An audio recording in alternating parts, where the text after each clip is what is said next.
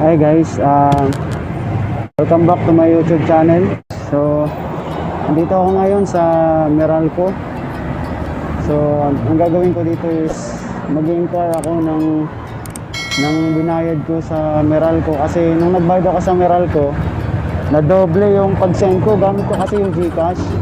So, nung nagbayad na ako sa GCash, iba kasi yung confirmation na lumabas sa GCash. So, parang na-doble yung pagbayad ko.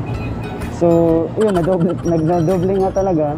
So, ngayon, andito ko ngayon sa may Meralco. Mag-inquire tayo kung anong pwedeng gawin, kung ma-refund ba siya or sa next payment is i-deduct na lang ba dun sa mga bills na susunod na babayaran. So, kasi yung pera kasi nung nasa GCash ko that time is pangbayad ko rin sa tubig. So, ngayon, hindi kami nakabayad sa tubig kasi nadoble yung nabayad ko nga sa Meralco. So, kung ano man ang mangyayari ngayon, kung halimbawa, i-deduct na lang sa susunod na babayaran, siguro okay lang yun kasi at least dineduct. Pero, kung magiging tiwa yun, problema. Actually, hindi naman siya gano'ng kalakihan, 900 plus lang naman siya. Nasa 933. So yun, so 933 plus na doble siya times 2 yung 993. Yun, siguro mga 1.8 din, mahigit, no? Mga 1.8670 something, mga ganun. So yun, ngayon tatanong natin sa loob guys kung ano yung pwedeng mangyari. So sige, tara.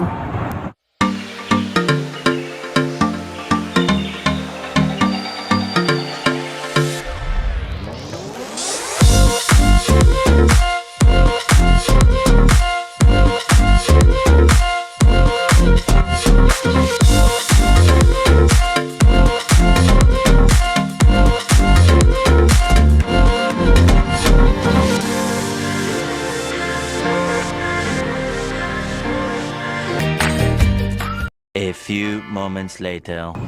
So ayun guys, doon ako galing sa loob, no? Nakapag-inquire na tayo doon. So kinabahan ako kasi kala ko hindi ko na makukuha yung na